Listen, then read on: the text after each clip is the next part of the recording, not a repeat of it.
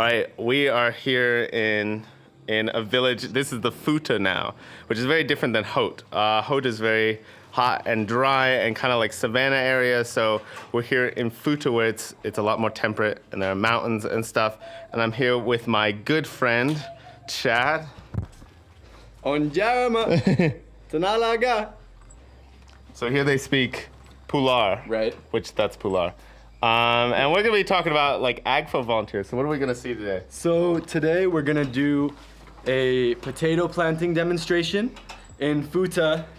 The potato crop is the most lucrative by far, and there is a smaller village about 10K from here that really isn't planting potatoes as much yet, but wants to be able to profit from that.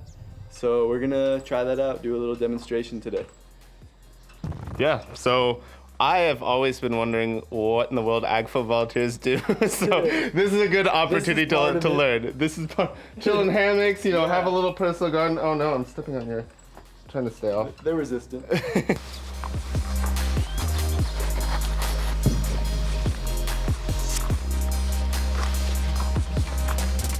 That he wanted to plant some cashew trees, So what type of trees are these? So these are cashew trees here. People really get into cashew in Futa Jalon because it is the most prioritized plant in Haute Guinea. So people hear about it being profitable elsewhere and kind of have been accumulating kilos of seeds for a while. But luckily for me, no one has kind of known how to plant them. So I found a lot of groups like this, people who are agriculturalists growing eggplant everywhere you can see, that want to start having a more diverse culture of what they're growing.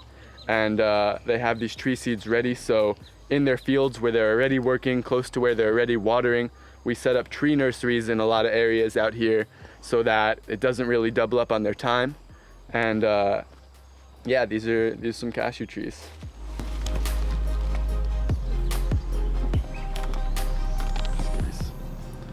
It's these ones with those guys. Yeah, these are the cashew trees. And you can see this is when their roots are starting to pour out of the sachet. It's when it's ready. It's when it's ready. The cashew trees just have one root, their principal taproot. So as soon as that guy comes out, it's time to plant. Because if it's exposed to the air for too long, it'll die. Oh, okay. Yeah. Oh, I see the cashew seeds. Yeah. Yeah, exactly.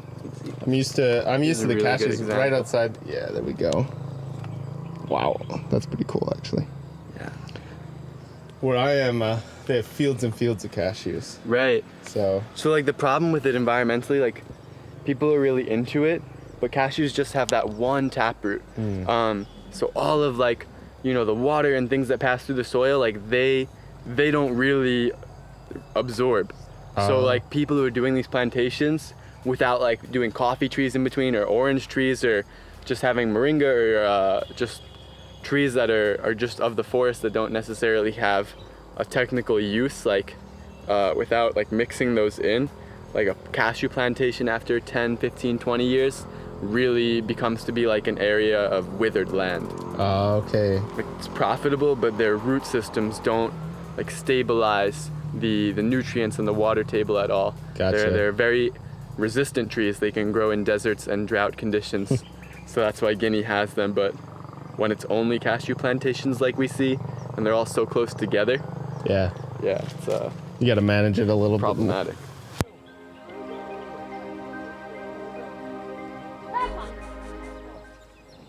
You got to introduce yourself though. Well, they know you. Yeah.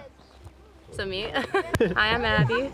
I'm an education volunteer. What are we doing? Right, so Abby and I are neighbors, and my village is very developed in planting potatoes, whereas here it's really not as much practiced, and some of her homologs really wanted to learn. So today we're here with my homologs to just do a project together and show how to plant potatoes and hopefully involve them in a really lucrative cash crop in this region.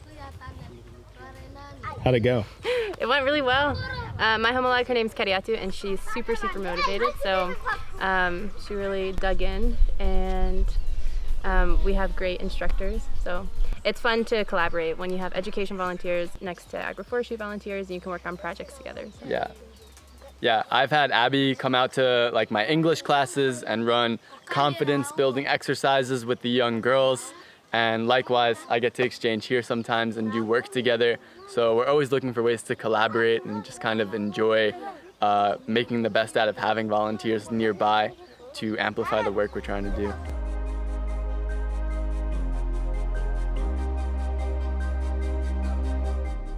So we just flew the drone here, and these are the kiddos who are interested. Je n'entends pas l'anglais. Ah, tu n'entends pas? Oui. Seulement le pula. Avec français. Avec français, avec meninka. Ie meninka kampola. Fula. All right, so as you know, I live in Haute, which is different than here. So this is Futa. And the towns are very different. So this town that you're gonna see footage of like in a second is like a little walled city. And they've got all the fields and whatnot inside this little kind of city sort of thing. And that's the protected from the animals. And then outside they have the cows and whatnot who are grazing. So it's just kind of how it works. And so it's quite different than Malinke land where I live. It just goes to show you how diverse Guinea is and how much there is here. It's pretty wild. That is a little bit of what agro-forestry does. We didn't get to see his bee culture, apiculture. We also didn't get to see like a lot of different stuff that he's working on here, but you got a little taste of it. We're on our way to Conakry, so this was like a little stop here in Mamou, which is like halfway. Sometimes we like to split the trip up into 2 days. So on the way to Conakry, so we're heading to Mamou now for the afternoon. We'll spend the night there, heading to Conakry tomorrow. So that's the plan, but it was really fun seeing another site and seeing another region. That was just a little taste of what an Agfo volunteer does in a day. It's a bit of freelance lifestyle. You know, we figure things out as we go. It takes a bit to get in a rhythm with what people are actually willing to work on. But once you get to it, it's really fulfilling work. People get excited about it, and it's a lifestyle. It's what brings in the food. Yeah, so hope you enjoyed it. Hope that was interesting. Definitely like the video, leave a comment, and let us know what you found interesting, and subscribe, and we'll see you next time. Yeah, thank you guys. See ya.